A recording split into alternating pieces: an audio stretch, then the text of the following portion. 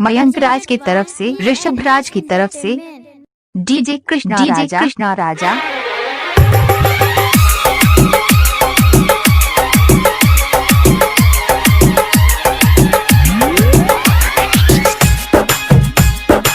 कृष्णा राजा हमारा गई गोरी दुल्हा बना गई दुल्हा बना। हमारा गई गोरी दुल्हा बना गई दुल्हा बना।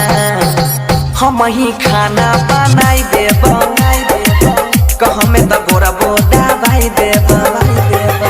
हम ही खाना बनाई देब कह में तो गोरा बोदा भाई देब।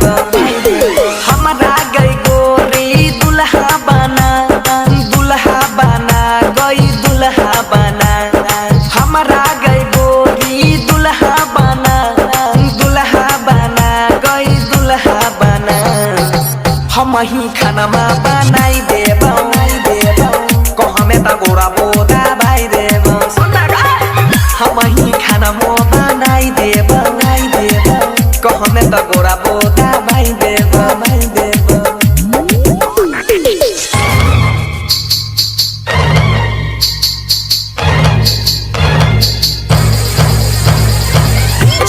डीजे कृष्णा राजा बलवाहा से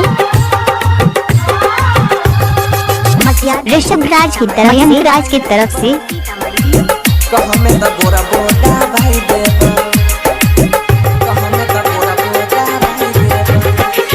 हमारा सन कने मिलतोगे दुल्हा दिव्या बार के गोरी खोई जाले। दिव्या बार के गोरी खोई जाले। हटे हमारा जैसन तोरा मिलतो ना दुल्हा दिव्या बार के गोरी खोई जाले। कपड़ा लाता सब धोई देब रतिया में गई से जो सजाइबो। आबे ना हमारो जियारा जुड़ा गई जियारा जुड़ा। हम ही खाना बनाई देब कह में तो गोरा बोदा भाई देब। रोज रोज खाना बनाई देब सुतला में गोरा बोदा भाई देब।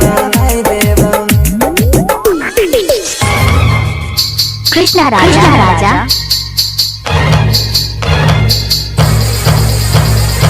डीजे कृष्णा राजा बलवाहा से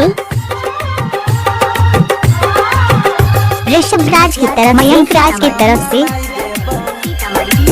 कह में तो गोरा बोदा भाई देब कह में तो गोरा बोदा भाई देब। अभी कोनो चीज के तोरा कमी नहीं होता बापू हमर अमीर गे। बापू हमर अमीर गे। आगे कोनो चीज के तोरा कमी नहीं होता बापू छै हमर अमीर गे। कहे छो बनसी सुन के गोरी अजब गजब के हेला गई छो जोली। बाबा बोले से दुआ मना गई दुआ मना। हम ही खाना बनाई देब कह में तो गोरा बोदा भाई देब। रोज रोज खाना बनाई देब सुतालो में गोरा बोदा भाई देब। डीजे कृष्णा राजा बलवाहा से